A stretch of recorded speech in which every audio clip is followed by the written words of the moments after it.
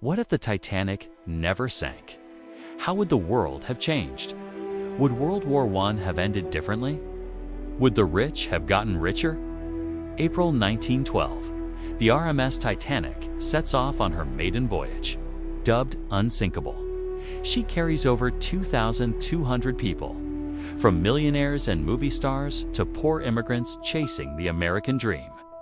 In our timeline, she struck an iceberg and sank, killing over 1,500 people. But in this timeline, something changes.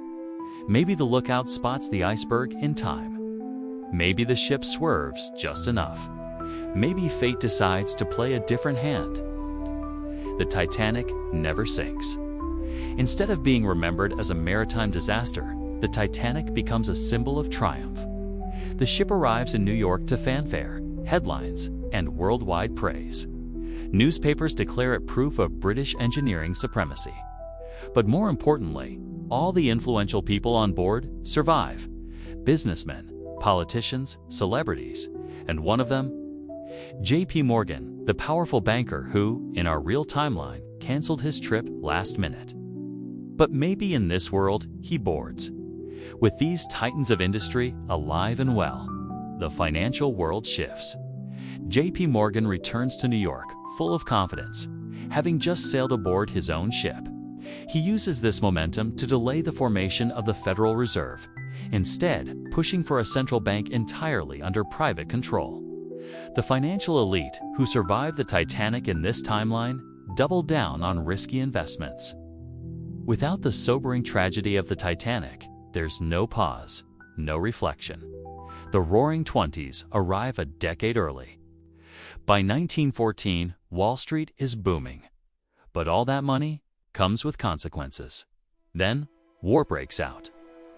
World War I begins in 1914. In our history, the U.S. stayed out until 1917. But in this reality, American banks flush with Titanic-fueled investment money, push for early involvement. Why? Profits. Titanic survivors like Benjamin Guggenheim and Isidor Straus, rich industrialists, lobby President Wilson to enter the war early, under the guise of protecting democracy, but with war contracts ready to go. So the U.S. joins in 1915. The war ends a full year earlier. Millions of lives are saved. But the Treaty of Versailles, even harsher.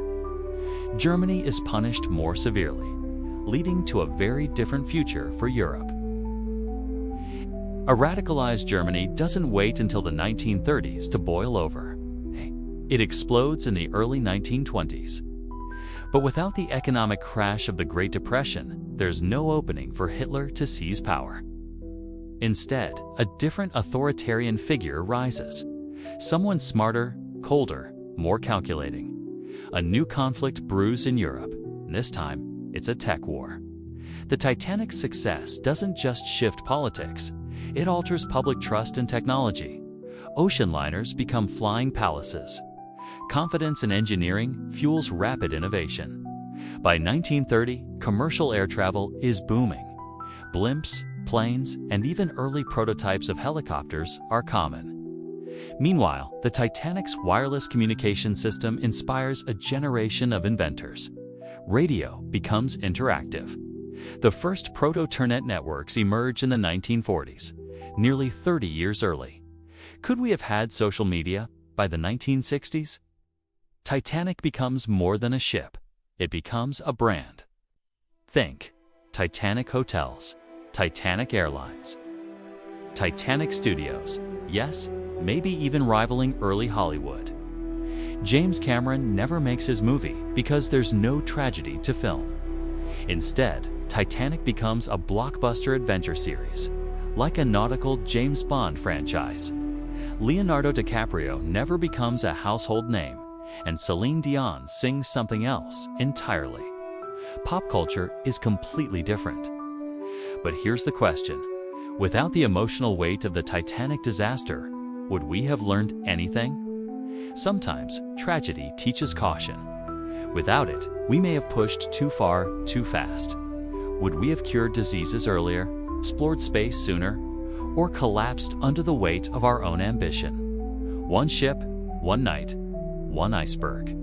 It could have changed everything. If you enjoyed this alternate reality, give this video a like and subscribe for more mind-bending what-if scenarios.